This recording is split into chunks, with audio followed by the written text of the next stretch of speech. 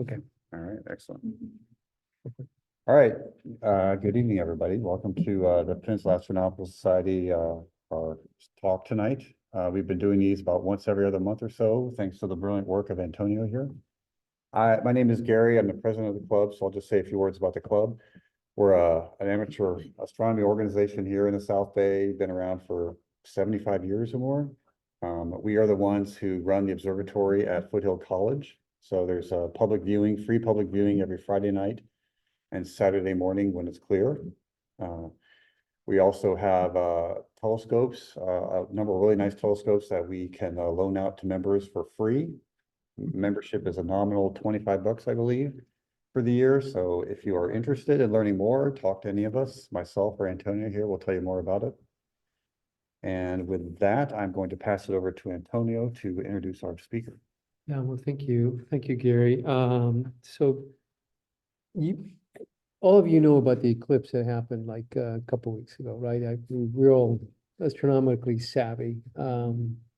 So we have a rare opportunity here to get David Barron, who's a noted author, and he's got quite a range of experiences. But he wrote a very interesting book, which I had the pleasure of reading last year, and it's called American Eclipse. There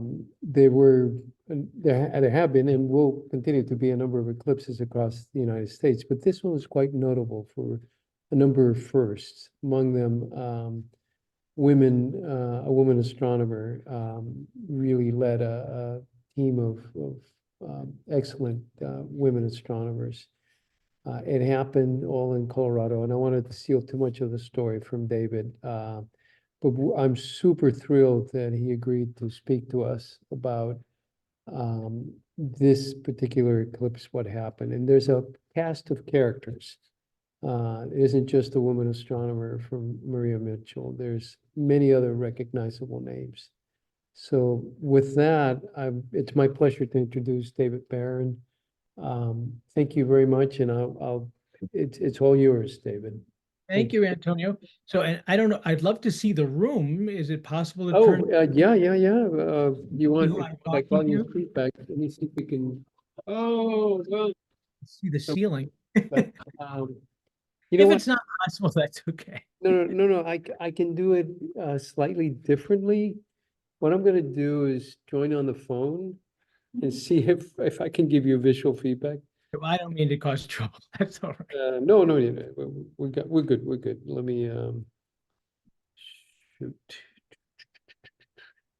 I think okay. I will give me a minute. I'll start talking and we'll see. But again, if it's too much trouble, don't worry about it. But when we get to question and answer, obviously someone will need to relay the questions to me. Of course, and I'll try my best to moderate that as So well. thank you, Antonio. Thank you, Gary. Thank you, Maria, for inviting me. It's good to talk to you all. I wish I could be there in person. I'm in Boulder, Colorado. I'm a science writer. I'm also an eclipse chaser. Monday of last week, that was my 9th total solar eclipse that I've seen.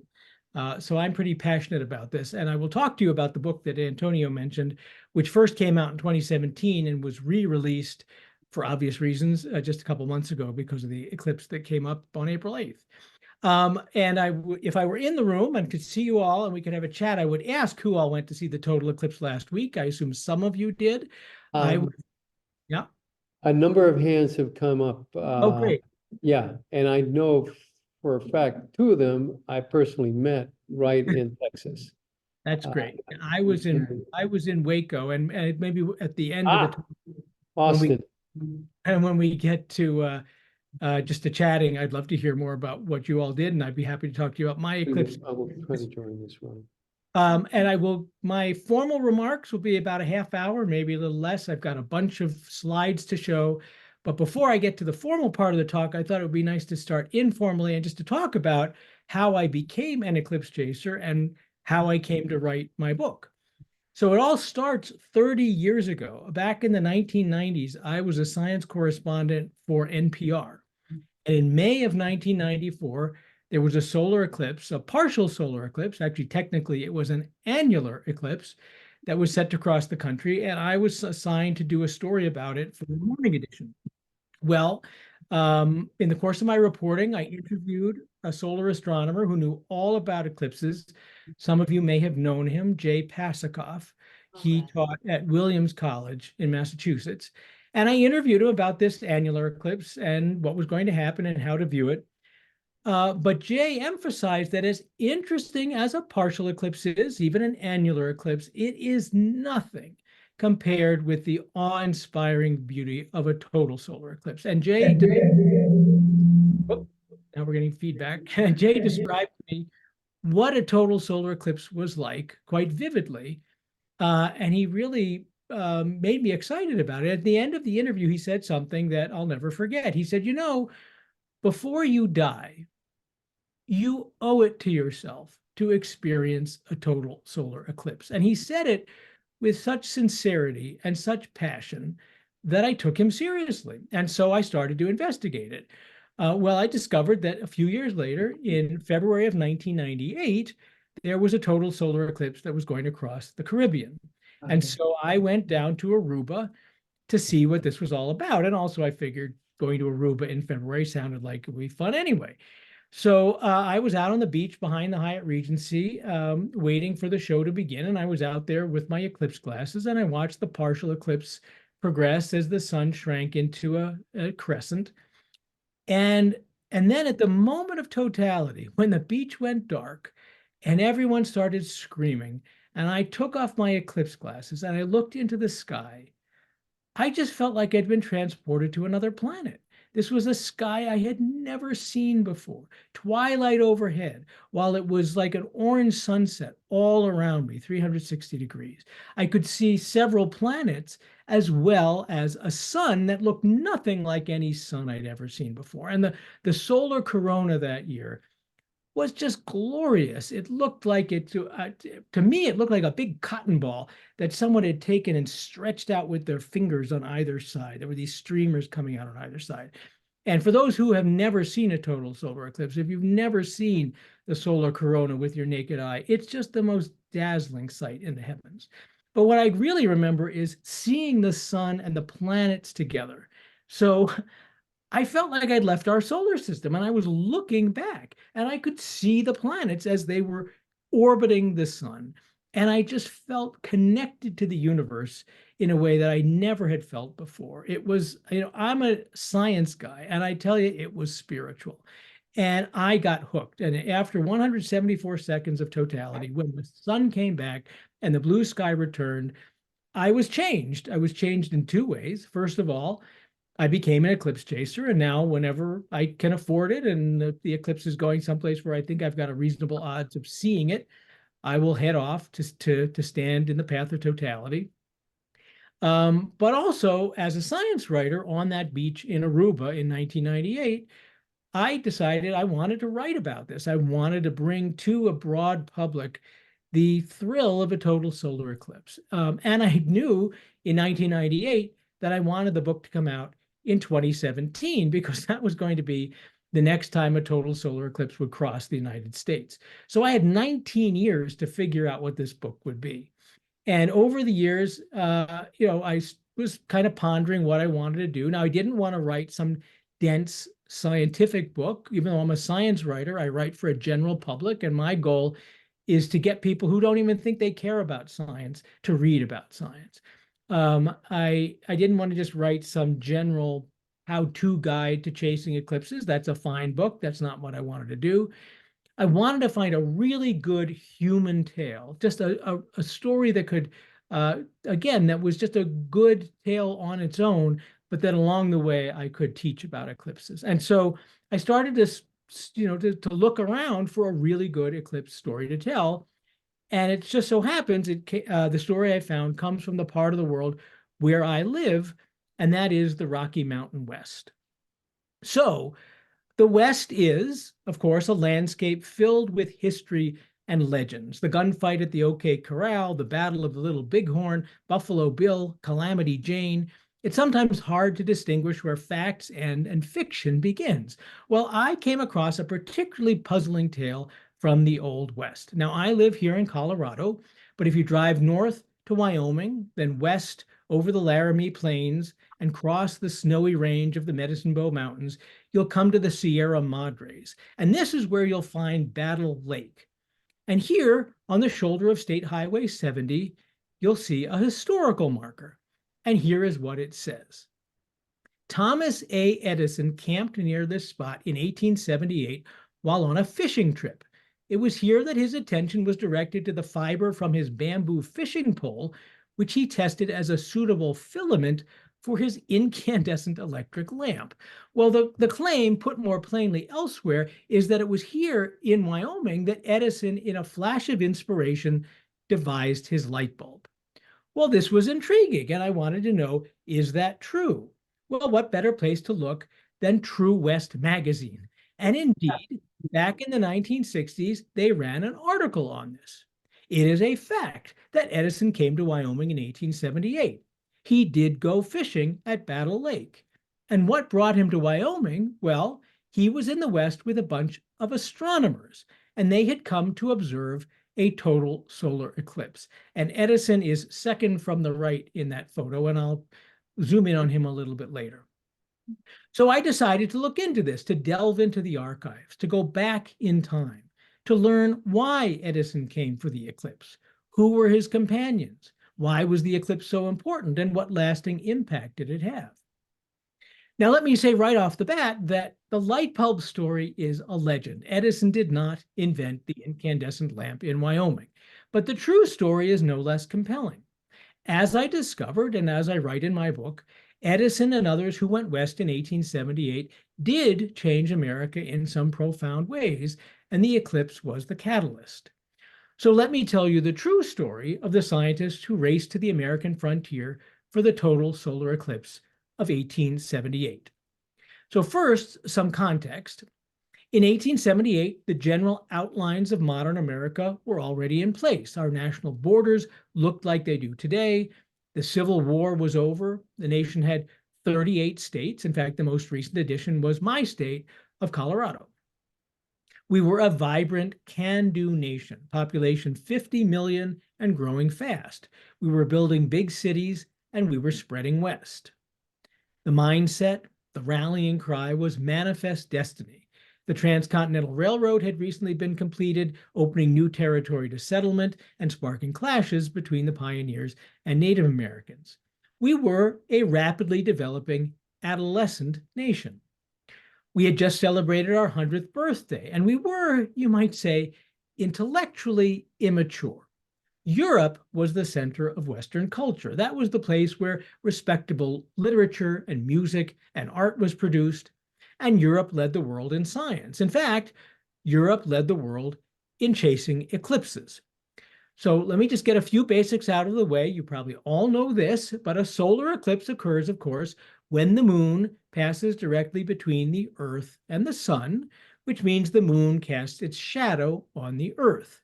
Now, there are actually two distinct parts to the moon's shadow. So if I zoom in to show just the moon and the Earth, the outer zone of shadow with the dashed lines, that's called the penumbra. That's an area of partial shadow. And anyone in that dashed circle along the Earth will see a partial solar eclipse. It's only in that dark inner cone called the umbra where the moon completely blocks the sun, producing a total eclipse. So only in that small dark circle on the Earth is where you'd see a total eclipse. Now, of course, everything is in motion. So the Earth is turning and the moon is orbiting the Earth. So the dot doesn't sit still, but it zooms across the Earth, tracing out a path, like you see down below there. That is called the path of totality. Anyone on that path will see the moon's shadow go overhead, and the sun will be blocked out for a short period as it goes over.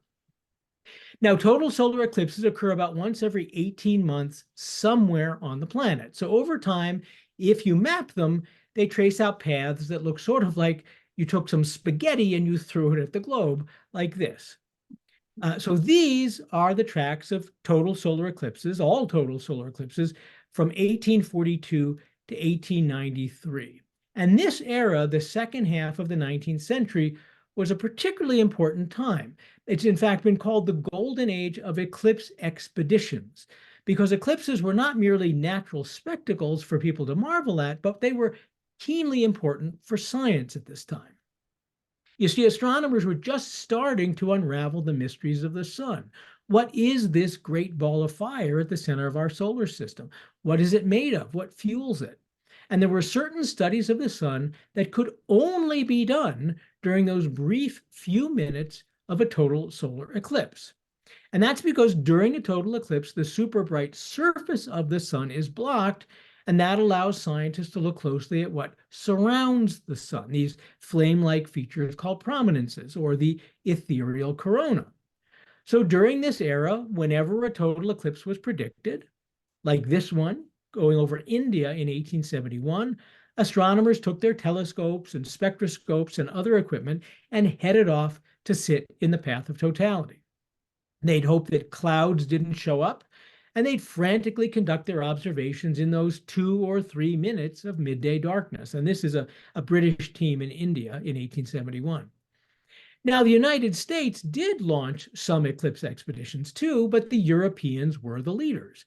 Until, that is, 1878, when the moon's shadow was set to visit our own backyard. Well, the date was July 29th, 1878, and the path of totality ran right down the American frontier, Montana Territory to Texas. So here was America's chance to shine, or an opportunity to slip up and embarrass ourselves. But if all went well, we would show the rest of the world what we were capable of as a scientific nation. And so the eclipse was a big national undertaking. The US government issued official instructions for observing the eclipse, how to view it safely, and how to collect information that could help astronomers. Now, the solar corona, which today we know is the sun's outer atmosphere, back then it was a great mystery. No one knew what it was, and just characterizing its shape and size was important for astronomers. So in an early form of crowdsourcing, federal scientists asked people who were artistically inclined to sketch the corona and submit their drawings to Washington. So the instructions included a template you could use and an example of what a proper drawing might look like, indicating contours of the inner and outer corona. Meanwhile, the government encouraged professional astronomers to go west for the eclipse. It offered logistical advice on railroad travel for those going privately, and the U.S. Naval Observatory put out the call for scientist volunteers to participate in a half-dozen government eclipse expeditions that were being assembled. And the responses came back sort of like RSVPs to a wedding invitation. So here you see the Cincinnati Observatory accepted the invitation. You can see they noted accepts at the top. The Morrison Observatory accepts. Yale College accepts. Harvard, however, sent its regrets. So the government assembled its scientific parties and dispatched them to the frontier to meet the moon's shadow.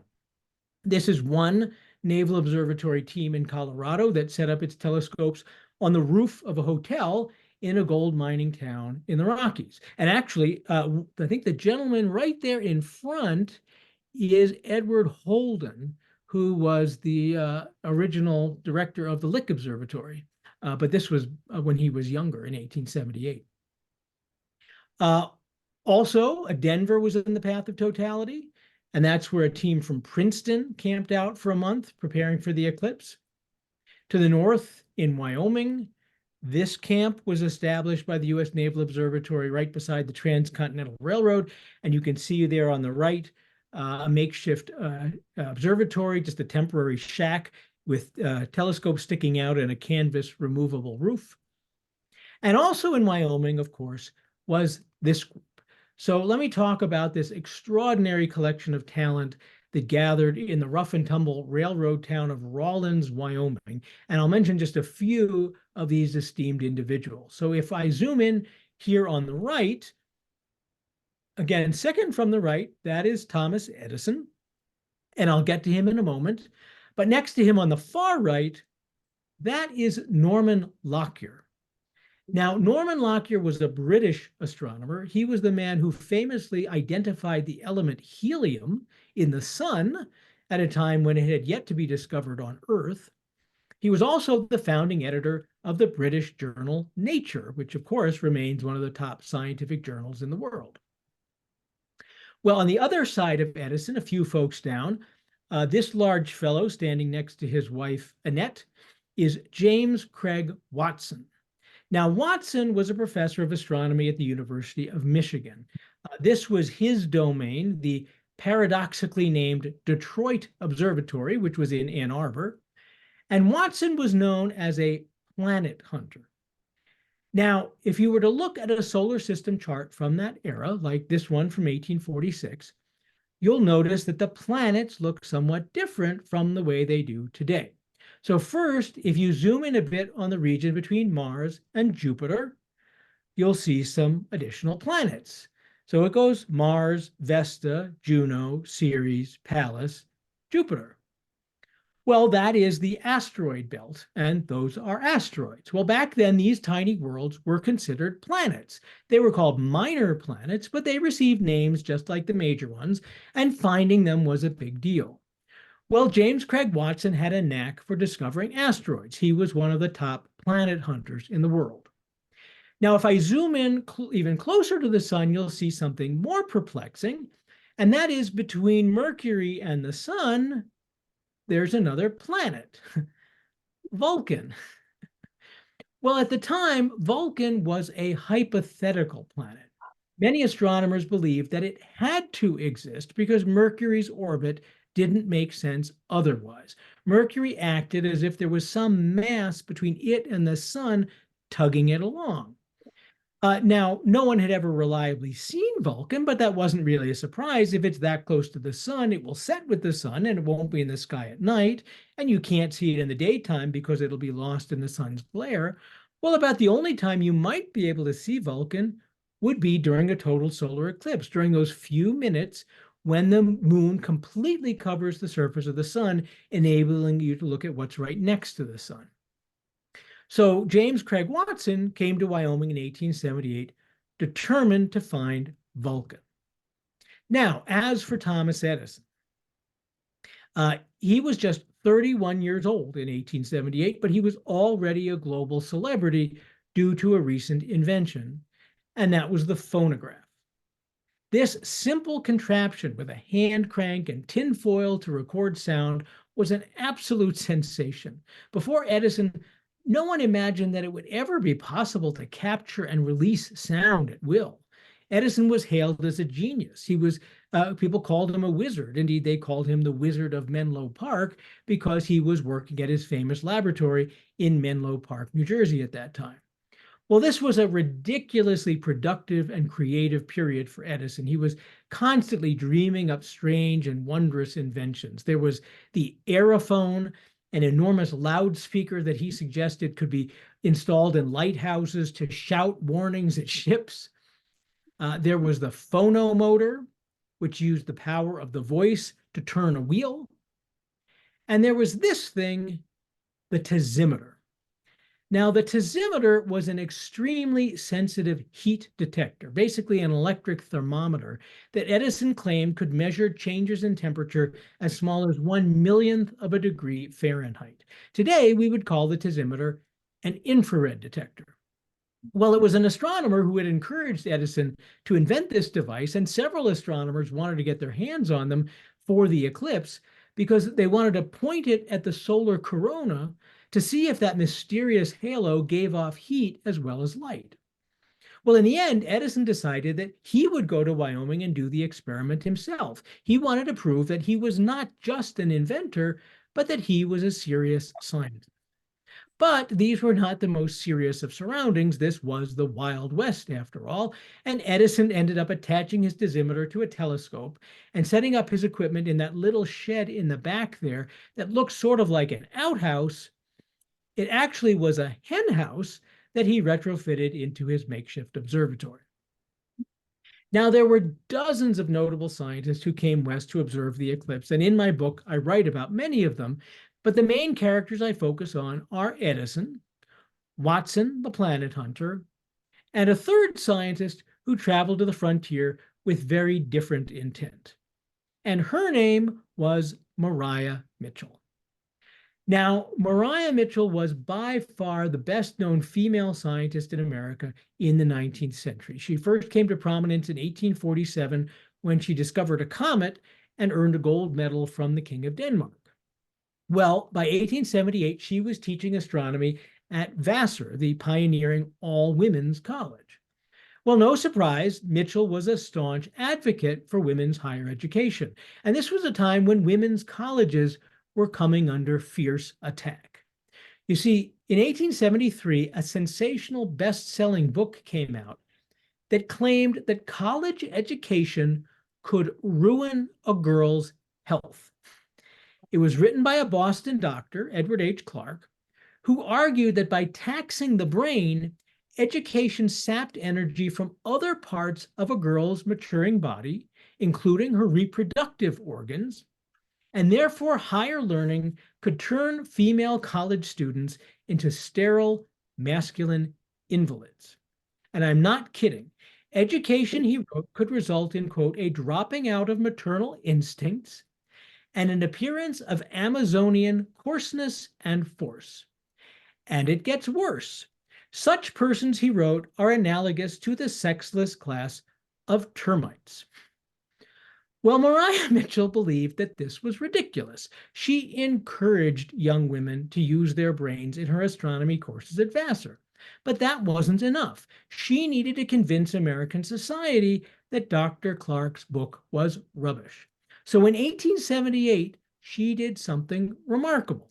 As groups of men were assembling eclipse expeditions to Wyoming and Colorado, with the logistical and financial support of the federal government, she took it upon herself to assemble an all-female expedition. And so this is the Vassar College Eclipse Party in Denver. That's Maria Mitchell on the left. Her sister Phoebe is in the background, and they were joined by several recent Vassar graduates. And it was a scientific expedition, just like the ones run by men, but it was more than that, too. It was also a kind of political theater to demonstrate to a skeptical public that women could be smart and educated and healthy and feminine as well. So these three main characters of mine had a lot on the line. Edison was out to prove the value of his dosimeter and to prove himself a scientist. Watson was out to find Vulcan and the glory that would come with discovering the planet. And Mitchell was out to change minds about the role of women in science and in higher education. So in this and other ways, the eclipse was a kind of competition, and the public followed closely the various players and what they were out to achieve. Well, this country that was not known for embracing science suddenly cared about astronomy. And the newspapers met the demand for information by providing extensive coverage. This is the Chicago Tribune from a week before the eclipse.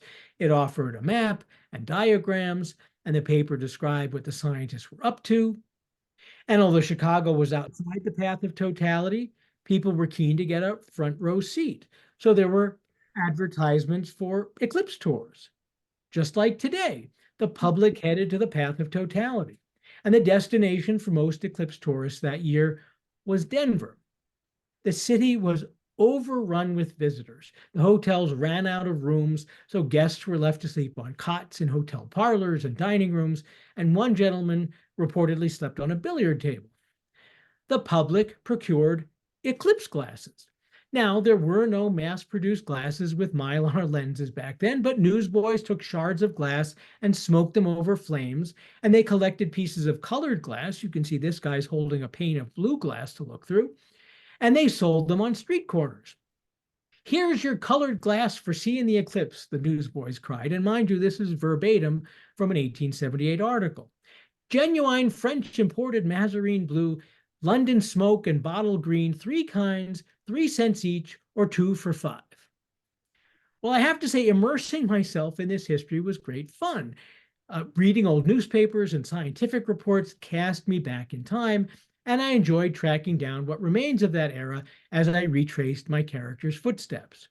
I went to Vassar to visit the observatory that Maria Mitchell oversaw during her time there, and that she still presides over, although now as a bronze bust. I visited Edison's famous Menlo Park Laboratory, which was reconstructed by Henry Ford in Michigan, and that's where I found a tesimeter. Also in Michigan, you can find James Craig Watson's Detroit Observatory in Ann Arbor. And nearby in Ypsilanti, I tracked down the telescope that he brought to Wyoming to look for Vulcan. So that telescope is the one that's front and center in that 1878 photograph. I also visited the spot in Rawlins, Wyoming, where the photo was taken. That was a bit of a disappointment. It's now the parking lot at the post office. But most of my research was done in Washington, at the Library of Congress and at the National Archives, because it's here that a lot of the original documents have been stored. Crumbling envelopes and files filled with letters and telegrams and scientific reports. And remember, I mentioned that the government was interested in artwork of the eclipse. Well, the general public and scientists submitted their drawings and paintings of the corona, from simple pencil sketches like this one, which was drawn by Wyoming's territorial governor. Other depictions were more elaborate. I just adore this watercolor from Denver in 1878. And this pastel. This piece of artwork was produced by a British amateur astronomer who went to Denver for the eclipse. For those of you who know about the sun, you can actually see the chromosphere there on the edge of the corona. And this was the view from 14,000 feet up on top of Colorado's Pikes Peak, where a particularly hardy group of scientists braved snowstorms in July and life-threatening altitude sickness, but were rewarded with just a spectacular sight. Anyway, as you can tell, on Eclipse Day itself, many people enjoyed an amazing view, and it was a proud and exciting day for my three main characters. Now, I don't want to spoil the story by giving everything away, but Edison and the test of his dosimeter, Maria Mitchell in her quest to change public attitudes, even Watson in his quest for Vulcan, all of my three characters were quite pleased by how things turned out on that day. And the headlines after the eclipse were effusive. Great results, announced a Chicago paper. Most important observations ever made, said the New York Herald. It was a banner day for these scientists, and it was for America too. The eclipse that crossed the frontier enabled this young country to prove to the world that it could do science. It could take on Europe. As one local boasted to a visitor from England, "Sir, Colorado can beat the world in eclipses as in everything else." The Rocky Mountain eclipse helped boost America's interest in science and bolstered its confidence in that realm. Now, admittedly, the specific achievements of my characters did not quite pan out. I mean, Maria Mitchell did help open the doors of science and higher education to women, but it's not like male scientists suddenly embraced their female counterparts. It was the beginning of a long, hard struggle. Did Watson really discover Vulcan? You can probably guess. As for Edison's tesimeter, well, it never did live up to its hype, and Edison quickly turned to other projects. In fact, the day after Edison returned from Wyoming, he started work on a new invention, and that was the light bulb. Now, there are some connections between the eclipse and the incandescent lamp. The scientist Edison spent time with in Wyoming encouraged him to focus on electric light and power, and the time away from the laboratory left him refreshed and ready to take on new challenges. But did Edison dream up the light bulb on the shores of Battle Lake? No. The eclipse of 1878 did not illuminate America in the way the historical marker claims. However, it did enlighten America, helping to push this upstart nation toward what it soon would become, the undeniable global superpower in science, a country that would, in this intellectual realm, eclipse the world. And before I get to your questions, I will give you one postscript. So my book originally came out in 2017, and a couple of years later, I got a call from a couple of theater producers from New York saying that they thought the story of the eclipse of 1878 would make a great musical. And I thought that sounded a little crazy, but sure, why not? Let's see what they could do. Well, 2 Sundays ago was the world premiere of American Eclipse, the musical. The show was written by a Tony-nominated composer lyricist named Michael John LaChiusa, who's a real talent. I actually went to see the first workshop production of it in New York a little over a year ago, and I was really blown away. It's still a work in progress, but I was in Waco for the eclipse, and the day before the eclipse, Sunday, April 7th, at Baylor University in Waco, was the world premiere performance of American Eclipse, the musical. Not a full staging, but it was a concert performance featuring a half dozen Broadway performers, and it's just wonderful. So I am hoping that within a couple of years, the show will be ready for a full staging. And if we are lucky, it might make it back to Broadway. So keep an eye out, and you'll be able to not only see, but hear Mariah Mitchell, Thomas Edison, and James Craig Watson sing at the Eclipse of 1878. And with that, I'm happy to talk about the book, happy to talk about eclipse chasing, whatever you want to talk about.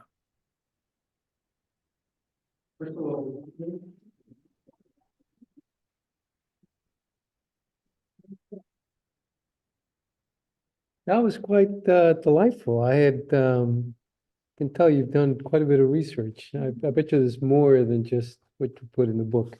Oh, no. I mean, when I was getting started, I made a list of 70 potential characters. I mean, there were 70 notable scientists and others who came out west, and I just investigated them all to see who had the best stories. And these, I mean, as you know, Antonio, from having read the book, there are many other characters in the book who play a much smaller role, but those are the 3 main characters. Very nice. So let me open it up if people have questions or comments. Yes, there's a gentleman on the right. Yeah, so I'm curious, of the 9 solar eclipses you've been to, other than the first one, what was your favorite one you go to now? Well, yeah, I do rank them.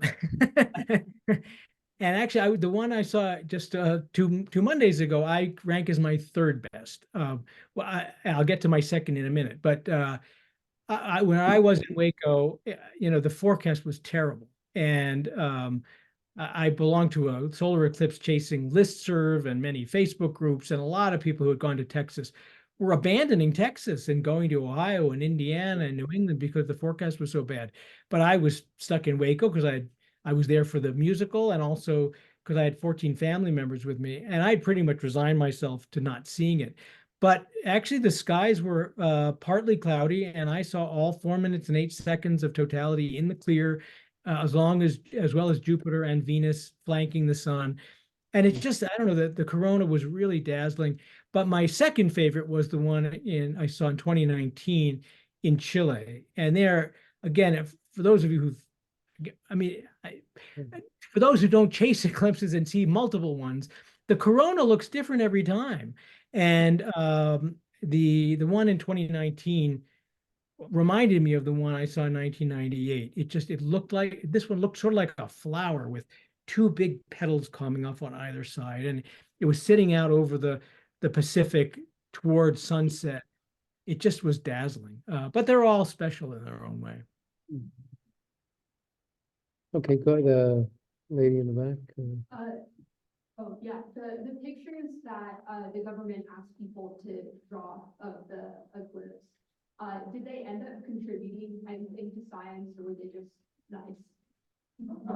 Well, so, I mean, astrophotography was still in its infancy then, and there are some photographs of the corona that year, but it's very hard to see much. And so the fine detail comes out much better in the drawings. And if I can reach behind me, so this is an original volume of the U.S. Naval Observatory's reports from the eclipse of 1878.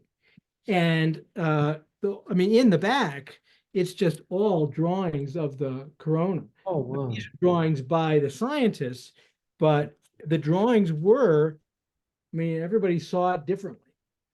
But the drawings were keenly important for seeing how the corona differs in its shape from one eclipse to another, and just trying to figure out what the heck it is. Because, there were theories about by 1878, it was pretty clear it was something attached to the sun.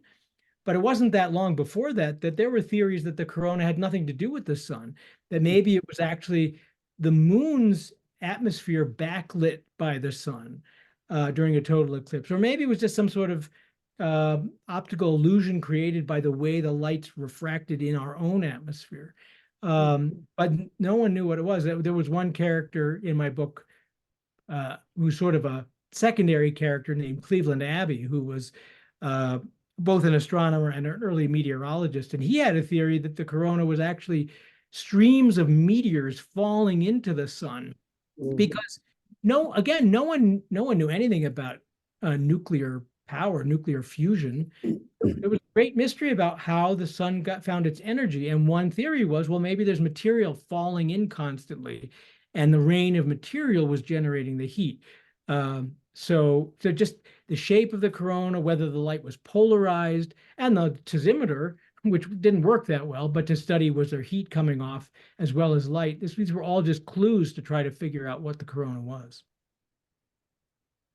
Interesting. Yes, Tim. I'm curious, what did Watson think that he saw that he was happy to say, oh, I saw Vulcan or something about it, and he was happy with that? Yeah, so right. So James Craig, the big headline out of the eclipse of 1878 was that the planet Vulcan was finally found. And James Craig Watson was being hailed as the greatest astronomer in the world for finding this long sought planet. But it didn't take long for his observation to fall apart, because first of all, there were lots of people looking for Vulcan, and no one else had. Well, first it looked like no one else had seen it, and then it turned out someone else had seen it. An astronomer named Lewis Swift, who was good at finding comets, like Comet Swift-Tuttle is named after him. He thought he also found Vulcan, and actually both James Craig Watson and Lewis Swift thought they found two Vulcans, because it was possible that there was more than one planet between Mercury and the sun. But then it turned out that Watson's two Vulcans didn't match up with Swift, so now you had four potential planets, and no one else had seen them, and then it all fell apart. But James Craig Watson had a huge ego, which is partly what makes him such a good character for a musical, because he just is very bombastic. But he died a couple of years later in a crazy campaign. He worked himself to death, basically, in a crazy campaign to prove that Vulcan existed. He was going to find Vulcan without the benefit of a total eclipse. That's a whole other story. But yeah, so it's quite clear he just mistook a couple of stars for these two planets. It was a rookie's mistake. But he was looking for Vulcan in 3 minutes of totality. He had to race looking for an unknown object in the sky. Okay. Anyone? Yes, in the back. Well, this doesn't have anything to do with the eclipse, but whatever happened to Dr. Clark? Yeah. Oh my God. I have to interject. I mean, in case you didn't notice some of the reaction from the audience, let me point out that there were a couple of women here definitely shaking their heads, even some guys, while you're remarking on all those lines. I mean, it's unbelievable. Anyway, but go ahead, please. Well, so Dr. Clark was eventually, his theory was dismantled by some very smart scientific women. The way to show that higher education didn't harm women's health was to collect information. And so there were surveys done of women who went to college versus those who didn't, that showed there was no noticeable difference in health between the two groups. There was information collected about the menstrual health of women in college to see if there was anything going on that might be due to their using their brains too much. And it took about a decade before all the information was in, and then his idea was discarded. But for a while, it really caused a panic. There was this fear that this whole idea of these new women's colleges was just going to be a terrible, terrible mistake. Well, I don't know how you managed to find an out-of-print book, but hopefully it will remain out of print. So, Kathy, you had a question. obviously we know a lot more about protecting our eyes when we're looking at the partial eclipse. And just having a piece of blue glass does not seem like it would be the best thing to protect your eyes to look at the eclipse. Okay. How many people went blind or had problems after like following some of that advice? Right. Yeah. I think I heard your question about the safety of what they used for so-called eclipse glasses back then. Well, so let me say, first off, I mean, clearly what the people did back then, we would consider truly foolish. That said, I found not one single report in all of my research of people whose eyes were injured or went blind or anything like that. That's not to say that they may not have had subtle injuries to their vision. But the whole, and again, I'm not in the least saying people that should be cavalier about looking at the sun, but I do think there's a bit of hysteria about this idea that somehow whenever there's an eclipse, you have people who go blind. It's, there have been studies done. There was studies done in the total eclipse that crossed Europe in 1999 and the one that crossed the United States in 2017 to actually try to quantify how many verified cases are there of people whose vision was damaged. And we're talking about a handful. I mean, less than 10, I think, in Europe. Maybe it was 5 or 6 of people who had subtle damage to their retinas that lasted because they had stared at the partial eclipse. They didn't just glimpse it, they stared at it. So again, I'm not suggesting that anyone should do what was done in 1878, but I found no evidence of serious harm. It's good. It's good. Yeah, and anybody else online as well, feel free to open up your mic and ask away from the, yes, go ahead. What's your favorite song in the musical?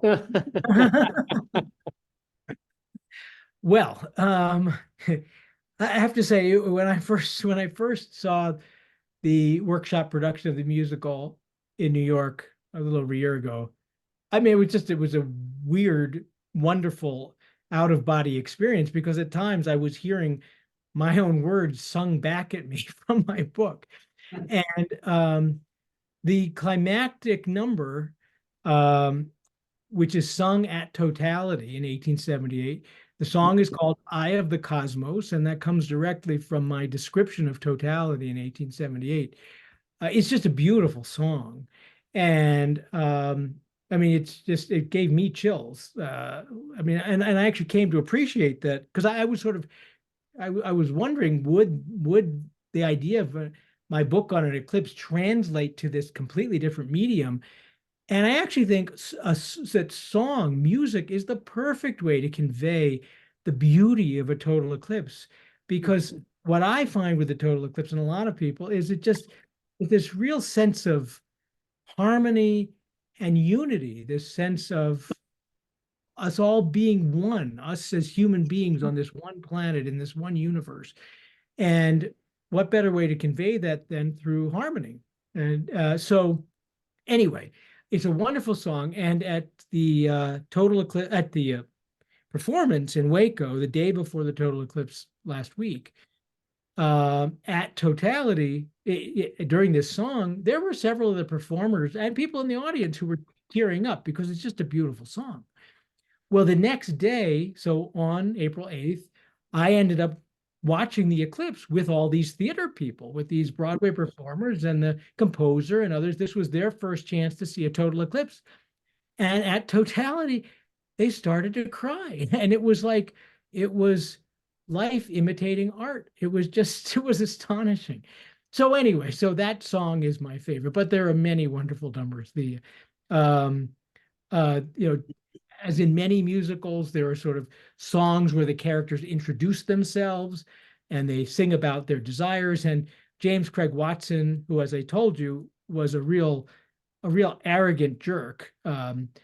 His big number is called "I Am a Phenomenon," where he sings all about what a brilliant man he is, and it's a great song.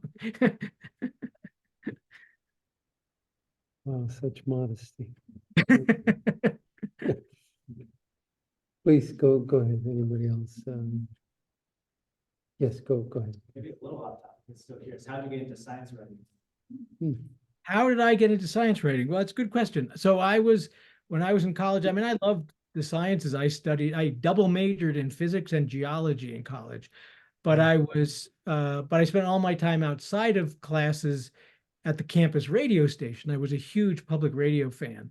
And when I graduated, I had every intention of eventually going to graduate school in physics or geophysics or astrophysics. But I first thought I'd spend a few years just having fun and seeing if I could make a go of it as a science journalist in public radio. And I just ended up never going back to college, to graduate school. I just was enjoying it too much. So, but for years, I mean, I really enjoyed radio, and um, and only later did I decide to write books, which I just like the fact that I can spend years working on a project instead of churning out a story every couple of days.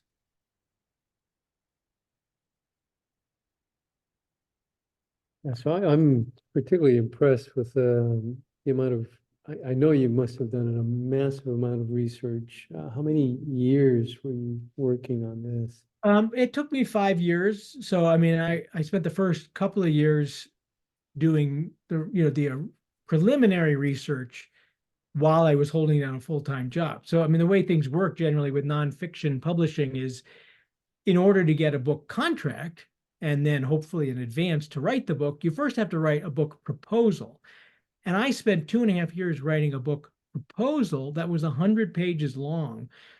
Because I had to do enough research to figure out who are my characters going to be, what's the plot, what's going to happen in each chapter, to present it to my publishing house for them to say, okay, we want you to do this, and to write me something of a check, not a heck of a lot of money, but an advance. So I spent 2.5 years writing the book proposal, quit my job, and then I spent 2.5 years writing the book after that. Wow. And I'm just amazed by all the different leads and so many different directions. I mean, this is, how do you even find some of these connections? I'm just amazed. Yeah, well, I think you have to be obsessive compulsive to do this sort of thing. I mean, I enjoy digging and digging and digging. So, Wow. yeah, if it's, I mean, and then of course the archival research.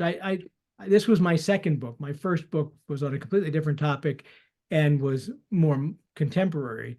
So this was my first time writing a piece of history where I was, as a reporter, I was used to, if I want to write about something, I call up an expert and I do an interview, but there was no one I could call up because anyone who was there is long gone. And no one else had written extensively about the eclipse of 1878. And anyway, my whole point was to do something that no one else had done. So I had to do my own research, and that meant going into the archives, which, it's like gold panning or something. You take a long time to just dig through all the dirt before you find the occasional nugget. Wow. Go ahead. So I was wondering about the archiving aspect of it. You have come across any things that were missing, that were referenced by something else that you really wanted to have, but they're just either missing or just not available or destroyed or lost? That's a good question. I mean, there are obviously many things I wish I could have found that I don't know if they ever existed, but because my book, I wanted to write my book in the style of a novel. It's what's called narrative nonfiction. It's, it's really storytelling. I mean, which means getting into the characters' heads. What were they thinking? And describing scenes in detail. What did the room look like? What did someone say? What was the weather like? But I don't make anything up. It's got to all be there. And so I can only write scenes vividly if I can find the information. So there are things I'm sure I would have liked to have written as scenes, but I never could find them. But it's amazing, particularly when you're writing about people who were famous at the time, like Thomas Edison. He was surrounded by reporters all the time. So I have verbatim quotes about what he said when he stopped in Omaha on the way west in 1878. And there was a reporter from the New York Herald who was trailing him and with him at Totality, describing in detail what Edison was doing as the partial eclipse was progressing and then the total eclipse. So there was a lot I could go on. And it's amazing. I mean, I have great respect for archivists now and real appreciation for what's been saved because, you know, although it took a long time to find the right boxes at the National Archives or the Library of Congress, once you find those boxes, there's all sorts of stuff that's still there, you know, and the original correspondence, and I would find outgoing letters from one person in one set of archives and then the corresponding letters at a different archives, and I could put together a conversation that was had 150 years ago. But yeah, but you have to, unfortunately, I guess what I would say is I would have loved to include a lot more about how the general public, particularly from underrepresented groups, responded. I do have characters in my book, Native Americans, members of the Ute tribe, who encountered the Princeton scientists and talked to them briefly about the coming eclipse. And I really would like to know how they responded to the total eclipse, but I could find nothing recorded. And that's one place where the musical goes places that I couldn't, because the musical is a fictionalized version of my nonfiction tale, and the composer has created some characters, Native American characters, some African American characters, Chinese characters, because there were a lot of Chinese in the West who came over for the Transcontinental Railroad. And although the characters that he writes about in the musicalized version are made up people, they represent real types of people and how they likely did respond at the time.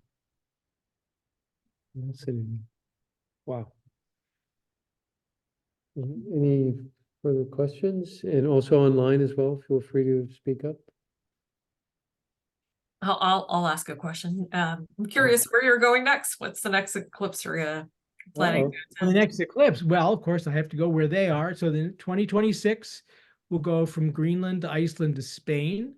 And I mean, I intend to go to it. There's some chance I might go on a cruise to Greenland, but otherwise I'm going to Spain because it's cheapest and has the best odds of clear skies. 2027 goes over North Africa.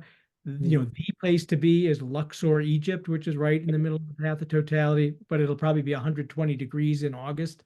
And then 2028 goes over Australia and New Zealand, and it goes right over Sydney, and the Sydney Opera House sits right in the middle of the path of totality. And I am determined to get American Eclipse, the musical, performed All right. for the eclipse of 1878. So Oh, that would be if awesome. anyone knows anyone in Sydney at the Opera House, let me know. We'll start checking our Australian connections as soon as possible. That'd be awesome. Yeah, the one going through Egypt, it's going to be almost close to the theoretical maximum over 6 Oh, right, over 6 minutes. Yeah, I mean, it's plus, of course, the part of the world where you can be pretty darn sure there will not be clouds. So start making your plans. Yeah. Yeah. 110. Yeah, bring some shade. Yeah. All right. I wanted to thank you. This has been extremely delightful. And David, I'm really very grateful that you agreed to speak to our club and to this audience. So Well, my pleasure. I wish I lived in your area because I would love for $25 a year to get the benefits of membership. you can join anytime, and we will allow you to come anytime. Yeah, in fact, if you do happen to be in the area, let us know. We'll be happy to open up the observatory just for you. Well, that's very kind. Thank you. Absolutely. Okay, well, thank you again. Thank you very much. Thanks. I thank you for inviting me. It was my pleasure. All right. Thank you. Okay. Dave. Bye-bye. Bye-bye. Yeah. I'm gonna try and stop.